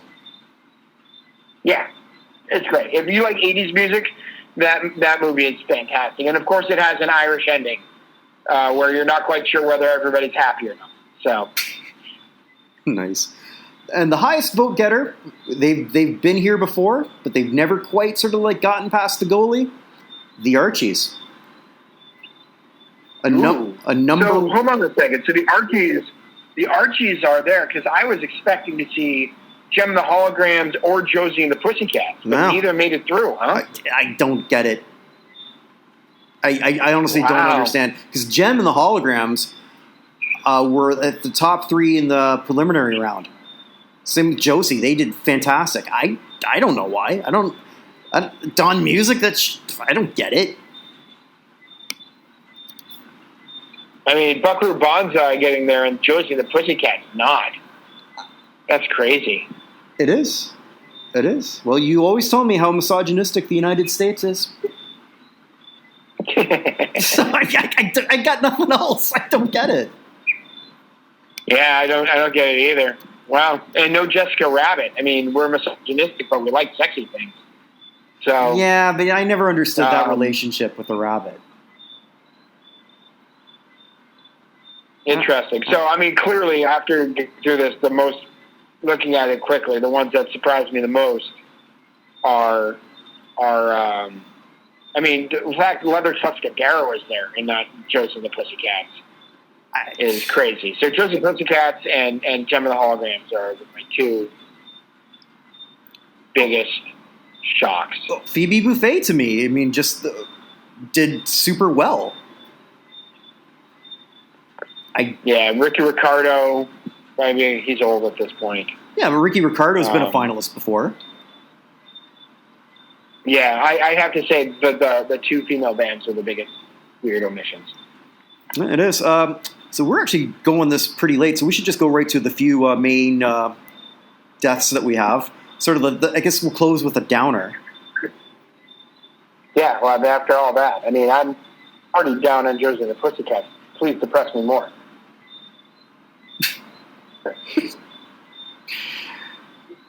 Damn it, I don't remember anything from that show. But no, I got nothing funny. Let's move on.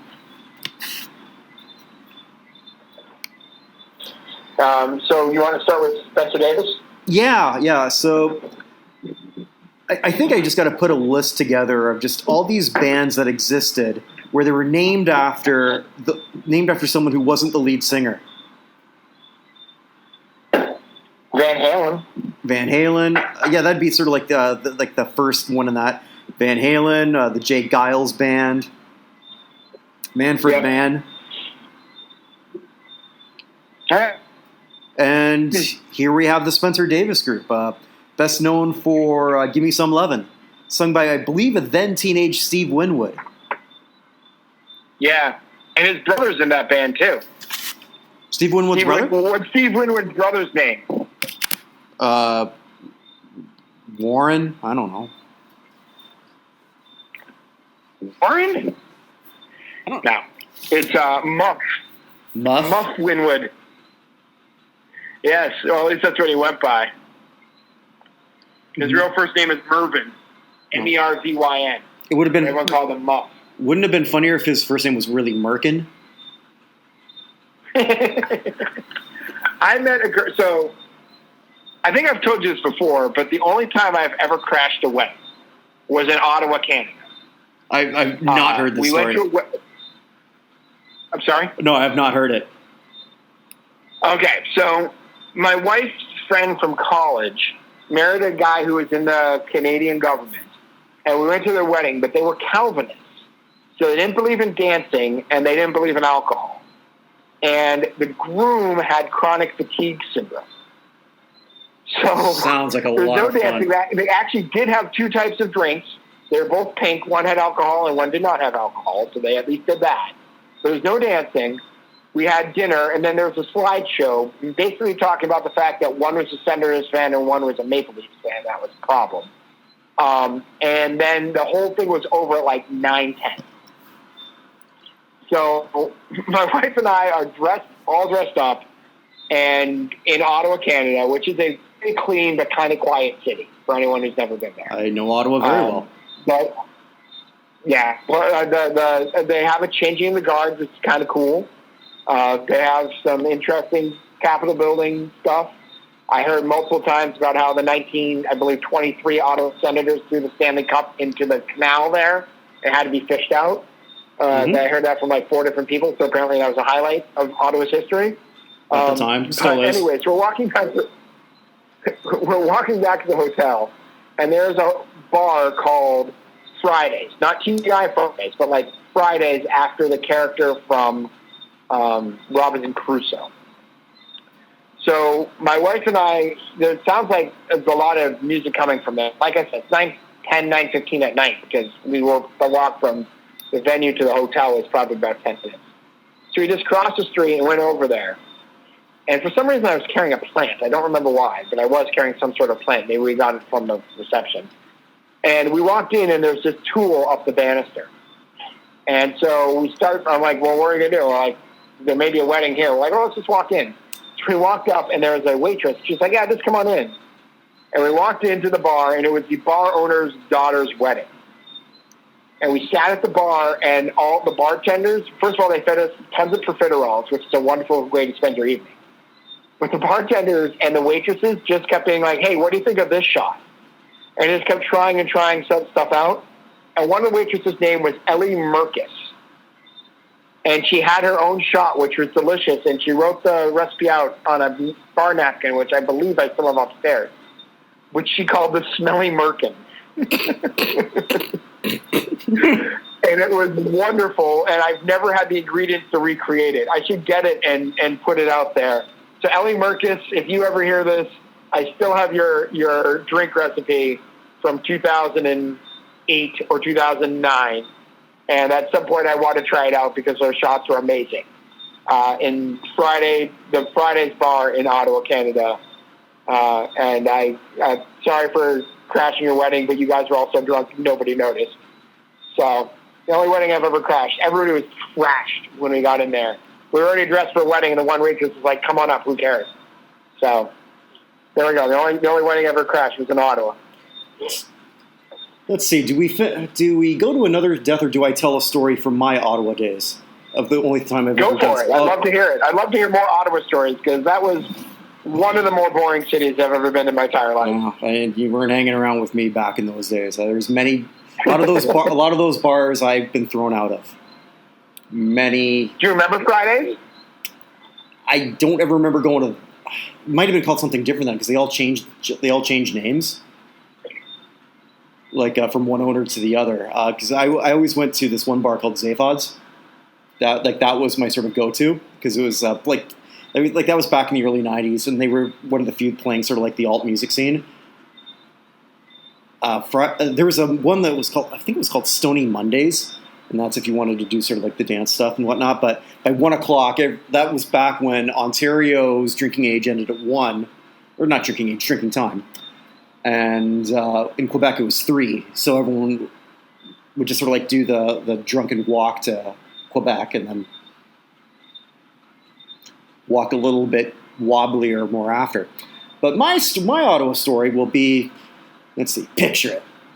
Ottawa, 1992. A young and idiotic Kirk Buchner was trying to be idealistic, and he went to his first protest. Want to know what my protest was? Just to sort of paint the picture of what a decrepit, pointless individual I was. Okay. No, do you want to take a guess at what protest I attended? Or what protest you attended? In what year? 1992? 92 or 93. I might be off on the year. Anti-Belinda Carlisle. That would have been better than what I went to.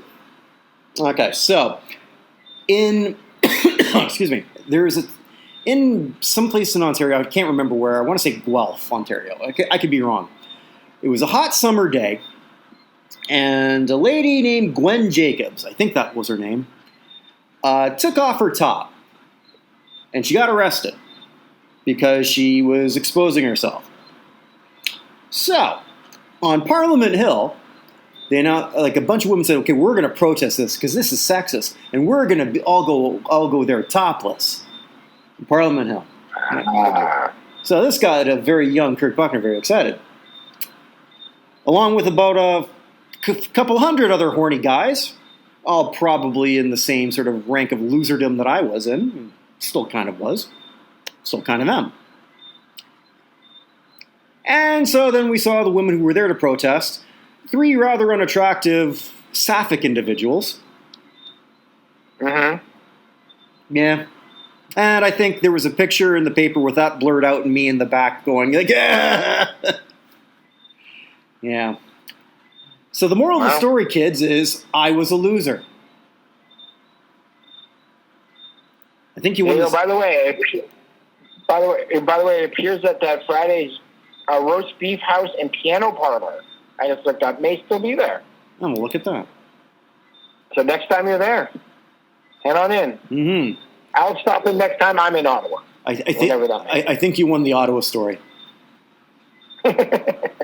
Mine wasn't as good. So anyway, Spencer Davis. Yeah, I mean, I couldn't really remember him doing much after that, but that was the apex of his career. But he got to play music all his life. Did well in Britain. What more do you want if you're a musician? He lived the dream. Yeah. Agreed. He died of pneumonia, of all things, at the age of 81. So. But then we lost another British rocker, but I didn't even know the guy was British. Yeah, Tony Lewis, the lead singer of The Outfield. Yeah, I was saying to you before we went on, for whatever reason, I thought this was a Philly bar band made good, which isn't the case. I don't know why I thought that. I guess you're called The Outfield. I'm gonna think you're American. Mm-hmm. But yeah, there was the rare trick of being moderately successful in the U.S. and unknown in their own country. That doesn't happen too often. No, I mean, The Outfield's best known for their single "Your Love," which, as I said before, has a special place in the hearts of Patriots fans. So the entire stadium sung it, and during a playoff game or for the extra long timeout, it hit number 6 on the Billboard Hot 100 back in 1986. But yeah, just, I don't know, 62 is too young to die, man. Mm-hmm. And we had a third you wanted to mention. Yeah, so there are a few other people who came up. I mean, Darryl Cousins, the former crew chief of of Major League Baseball, passed away earlier this week at the age of 74. We had Bill Mathis, the 2-time AFL All-Star from the Titans/Jets running back, passed away at the age of 81. We had the bassist for the Tremolos, who are one of those lesser-known British invasion bands. Not Brian Poole. Brian Poole is the lead singer. Well, I can't think of his name. Bring him. Dave Munden, the drummer, actually, passed away from respiratory infection at the age of 76.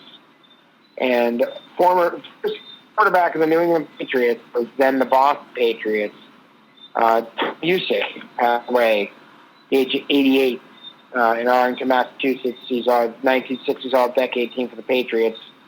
Went 12 touchdowns, 12 interceptions, and 1,300 yards in his career.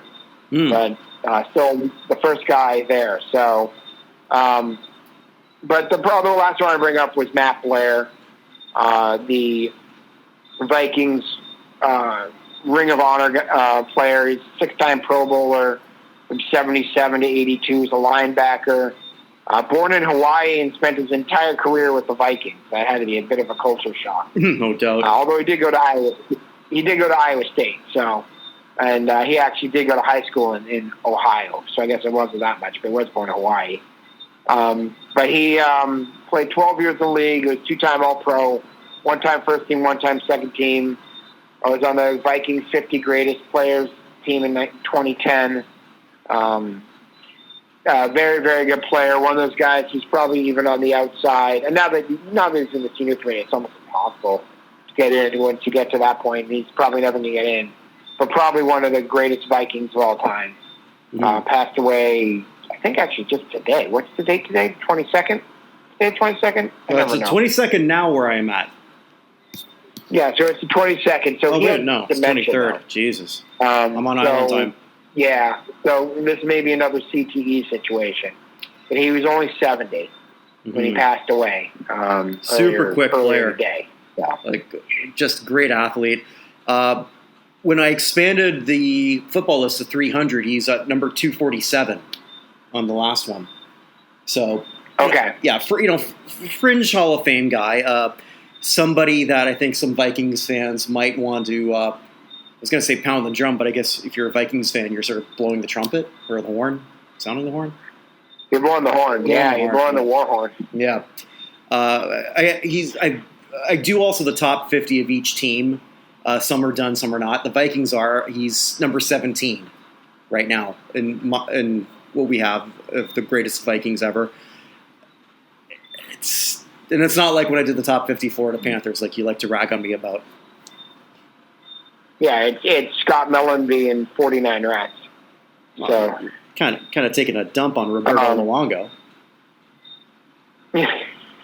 I'm not here to pump Roberto Luongo's tires, my friend. Okay, no, you're here to beat me in stories on a city I lived in 5 years, and the best I came up with was. Hey, I was there for like 37 hours, so Well, that was one of the few stories I could tell. Yeah, well, that's also true. You may not be able to tell, and you have told some stories on this podcast, but there may be some you not be able to tell. One last thing I should just bring up quickly. Sure. The Patriots did announce their in the Hall of Fame announced their dynasty team, which apparently means they think it's over. They did a pretty good job. The only quibble I have is they have a honorable mention selections, and the honorable mentions I have no trouble with Gerard Mayo, Lawyer Malloy, Stephen Neal, Shaq Mason, David Andrews, Stephen Gostkowski, and LeGarrette Blount. I have no trouble with any of them. But the last one, the wide receiver, is Danny Amendola. And they don't have Deion Branch on this, who is a Super Bowl MVP, which seems a little bit of an oversight to me. I mean, when I'm looking at this all dynasty, and I just want to point out when I said dynasty over on Twitter, you were not too pleased with me. Can I now say dynasty over? I think if they are not good next year, then yes. Okay. This is a reckoning year anyway. Like they have $40-some-odd million tied up in contracts that are gone from people that like all of Brady's stuff forwarded. They have Antonio Brown stuff on there. There's all sort of stuff. So this was going to be a correction year as soon as Brady was gone. So if they suck next year or they're not at the top next year, then I will say yes. Okay. So I still feel good about my prediction of them winning the division. Okay. All right. Fair enough. So, like a quick thing to close this off. How many Hall of Famers are we going to have total that are on this all dynasty team? And there's already, I think if I'm correct here, 2 in Ty Law and Randy Moss. Right. So let's just go. So quickly going through, Belichick is 1. Yep. Defensive line, Seymour will be 2. Ty Warren's not getting in. Vince Wilfork's going to be a fringe candidate. All right, so we have 2 for sure. 2 for sure with Will Fork on the outside. Willie McGinnis gets nowhere near the love he should. Mm-hmm. Vrabel and Ninkovich are not Hall of Famers. Mm-hmm. Teddy Bruschi and Roman Pfeiffer are not Hall of Famers. Dante Hightower has made some incredible plays, but if none of the other guys getting in, he's not getting in either. Mm-hmm. Ty Law is already in. Yep. Asante Samuel's not getting in. Stephon Gilmore has won a Defensive Player of the Year award. I think he will eventually be a member of the Hall of Fame. See, I don't think so because he's too much of a late bloomer in his time in Buffalo. It's going to be not impossible, but I think also too now is he out for the year? No. Okay, because he just had COVID. He had COVID, so he missed. Who am I confusing him with? Who got her? Okay. Either way, Gilmore's not going to. Gilmore needs another great year. Fine. Yeah. I think ultimately he'll be. I ultimately think he'll be heavy consideration. Okay. More consideration than Will Fork, even though Will Fork is true one of my favorite players. But winning the Depoy. Rodney Harrison should have more consideration than he does. Patrick Chung's not getting in. Devin McCourty is another borderline case. I don't think he'll get in. Mm-hmm. Brady's in. Yep. The 3 running backs, the Patriots' running back history is the worst of any team in the league. It's not even close, just by the way. Mm-hmm. The Detroit Lions, I believe, have 7 running backs who have more career yards than the Patriots' number 1. Wow. So our 3 running backs are Kevin Falk, Corey Dillon, and James White. None of those guys are Hall of Famers. Mm-hmm. Our fullback is James Devlin. No fullbacks getting in. Mm-hmm. Randy Moss is already in. Julian Edelman has people pushing for him, but he's not. But you and I are. He needs at least another 300 receptions, in my opinion, to get in, or he needs to pass Jerry Rice's all-time receiving leader in playoff history. One of those 2 things has to happen, right? For him even to really have a shot. Wes Welker is an interesting conversation. Very interesting. So Welker is a borderline guy who there's such a backlog for wide receivers anyway, but that's going to be an interesting one coming up. And Troy Brown is one of my favorites, but he's not getting in. Mm-hmm. Gronkowski will be in. Daniel Graham will not. Matt Light is in the Patriots Hall of Fame already, but I don't think he'll get in the Pro Football Hall of Fame. Neither will Sebastian Vollmer or Nate Solder, particularly the way he's been playing with the Giants since he left. Logan Mankins, I think we will expect to get in the next 5 years or so. There's again an offensive line backup. He'll probably be a semifinalist. This is his first year. He'll probably be a semifinalist. I don't think he'll be a finalist because there are too many other folks. But in the next 5-10 years, I think Logan Mankins will find his way in. I still remember Mel Kiper saying that it was the dumbest pick in Patriots history. So the fact he gets in will make me feel very good. Joe Andruzzi will not, and Joe Tooney will not get in. Andruzzi, of course, still best known not for his play in the field, but for running out with the American flag after his brother, the New York firefighters, escaped the World Trade Center more than anything. Oh, yeah. Dan Copen's not getting in, although he is on the all-time redhead team for the NFL. Adam Vinatieri's in. Mm-hmm. Ryan Allen's a punter. That's all you need to know about that. If I asked you who the punter was on this team, you'd have no idea. So it doesn't really matter.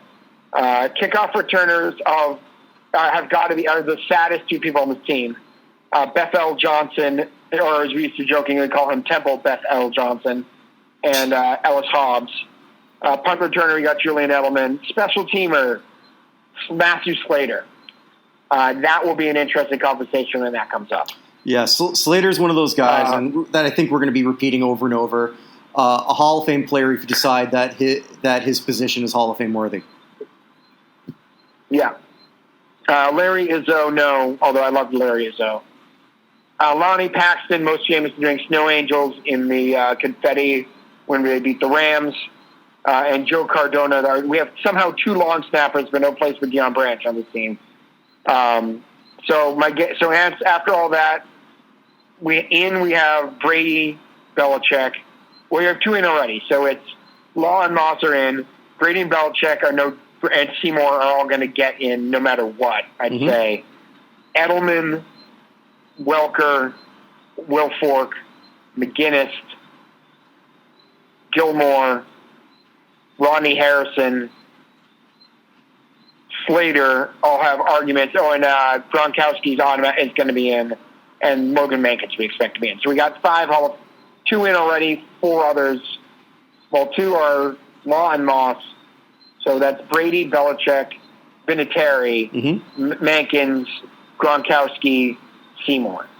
So it'll be 8, I think. I'll say one of those other guys. So say 8 to 10. So let's figure out 2 of those other guys will probably get in somewhere along the line. I'll throw in another. If Welker and Wilfork got in, I might be shocked. I'll throw in another sort of like outside shot in Gostkowski. No. As Patriots fans, we don't think he's a Hall of Famer. We all think Vinatieri is a Hall of Famer. The end of his career with the Patriots, he missed way too many kicks. Fair enough. I don't see that. Out of the people, so out of Slater, Edelman, McCourty, Gilmore, McGinnis, and Wilfork, who do you think has the best shot? And Ronnie Harrison. Sorry. Whew. So Slater, Harrison, Wilfork, Welker, Edelman, McCourty, and there's one more, but I can't remember what I said. Who do you have? Okay. This is not based on my favorites or who I want. This is based on what I think. And how they're sort of thinking. And you didn't have Welker in that group, right? You had Edelman. I did have Welker in that group. Oh, okay. Yeah. Welker. Welker, Wilfork. You think Welker? 1 and 2. Welker, Wilfork, yeah, I think those are the 2 best chances, too. Yeah. Although the lack of love for Rodney Harrison and McGinnis will balance. Yeah, and you had Gilmore in that group. Gilmore still can do, because his book isn't written yet. I don't see Edelman doing much more. I mean, obviously I can be wrong on that.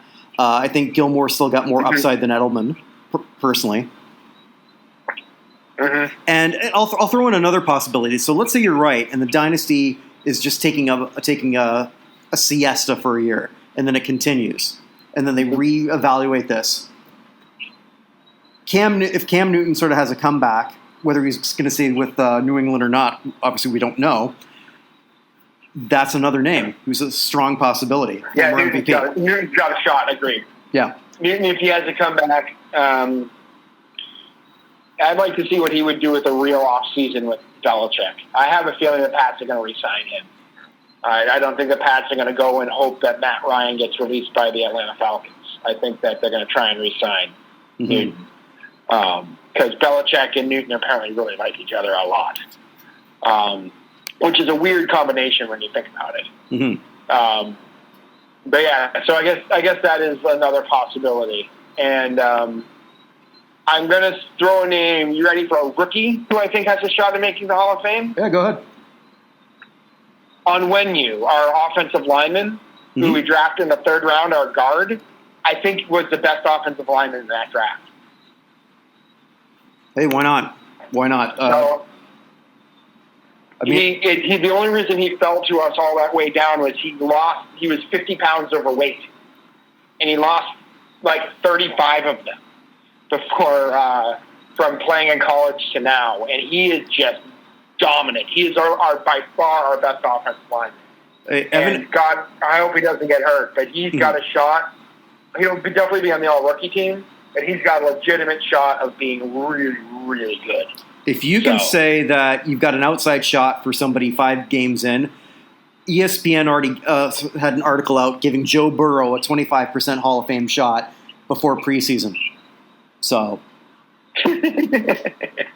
I'm just saying, like, on a team that's had a lot of problems on the offensive line this year, it is not him, and he's one of the most dominant offensive linemen the Patriots have had, honestly, since Mankins.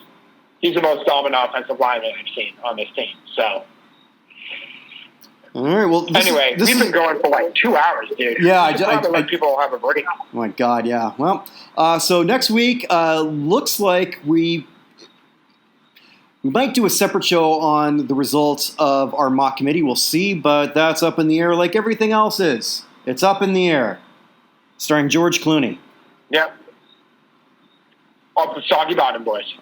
Thank you. Tie it all back up. And that was my softball pitch to you. Week, then. All right, take care. That was quite the long one, wasn't it? Hopefully it was well worth it. I think so. Thank you all so much for listening. Stay safe, everyone, and look for a lot more content coming up from us at NotInHallOfFame.com.